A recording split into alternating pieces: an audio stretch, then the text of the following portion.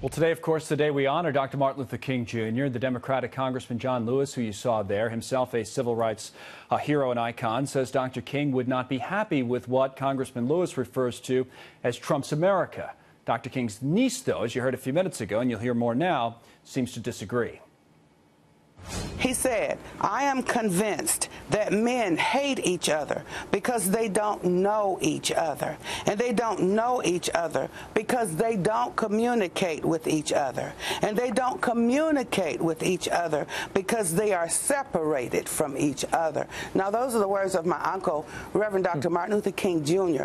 John Lewis, Congressman John Lewis, knows so many of my uncle's words. It's better if he will go ahead, communicate with the president, and to boycott the State of the Union address is not going to begin to resolve the problem. Let's bring our guest in, the Trump National Diversity Coalition Executive Director, Bruce LaValle. And good to see you, sir, by the way. Boy, Happy King Day. Yeah. Beautiful day today. I was actually at the church with my sister Alveda King all this morning, and it was a wonderful time. Wonderful. I'm sure it was. It's some conversation, though, to be having on this day about whether or not the President of the United States is a racist, as he himself had to come out over the weekend, or chose to, and said, I am not a racist. What do you make of where we are? Well, obviously, I'm biased, sir. I've been with him since the beginning, him coming down that escalator. But, you know, there's something, earlier when you had Miss Alveda King speaking earlier, something that kind of touched my heart, that I actually was a witness myself at 2015 at Trump Tower in front of 110 pastors on the 26th floor with that time candidate Trump at the time. And he spoke in the front. He says, you know, one of the things that when I become president, I'm going to protect the pastor's ability to speak out of the pulpit without any government coming in and overreaching.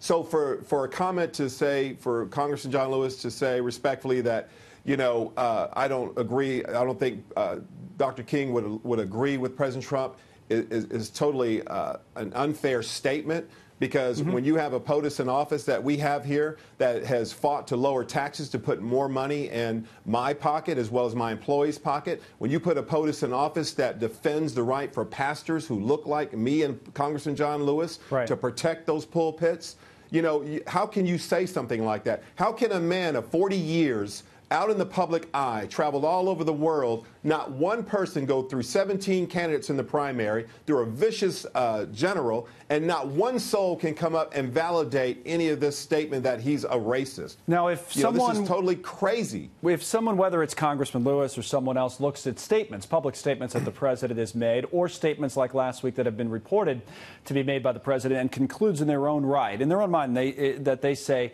I think he's a racist. Can you appreciate that? And if so, what would you say to that person? What would your counter-argument to that person be?